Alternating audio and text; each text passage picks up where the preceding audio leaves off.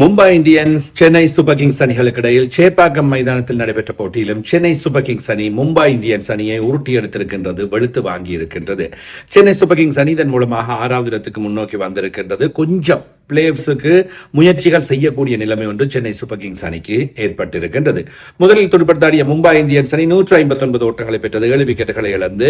Will Jacks ஒரு ஓட்டத்தோடு ஆட்டமிழக்க rayon ரெக்கல்டன் 24 பந்துகளில் 37 ஓட்டங்களை பெற்றுக் கொடுத்திருந்தார். நமன்தீர் 37 பந்துகளில் 57 ஓட்டங்களை பெற்றுக் கொடுத்திருந்தார்கள். 58 ஓட்டங்கள் இணைப்பாட்டமாக பெறப்பட்டது.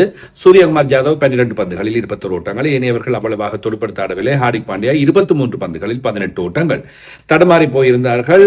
அன்ஷல் கம்போஜ் பந்துவீச்சில் 4 ஓவர் 32 ஓட்டங்கள், 3 விக்கெட்டுகள், சிறப்பாக பந்து வீசியிருந்தார். நூர் அகமது 4 ஓவர் 26 ஓட்டங்கள், 2 விக்கெட்டுகள். ராமகிருஷ்ணா கோஷ் 3 ஓவர் 24 ஓட்டங்கள், 1 விக்கெட். ஜெமி ஆட்டன் 4 ஓவர் 23 ஓட்டங்கள், 1 விக்கெட்.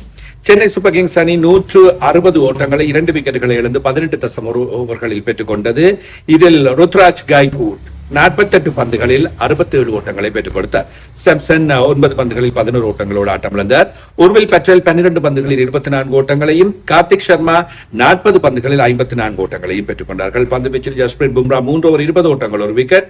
கசல்ஃபர் 4 ஓவர் 40 ஓட்டங்கள், 1 விக்கெட். மும்பை இந்தியன்ஸ் அணியை பொறுத்தவரையில் 9வது இடத்தில் இப்பொழுது காணப்படுகின்றது.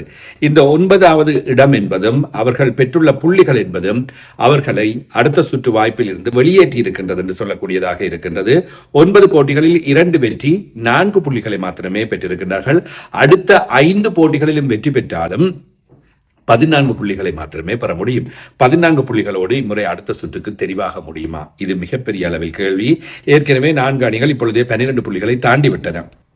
இதன் காரணமாக இந்த சிக்கல் நிலை ஒன்று காணப்படுகின்றது.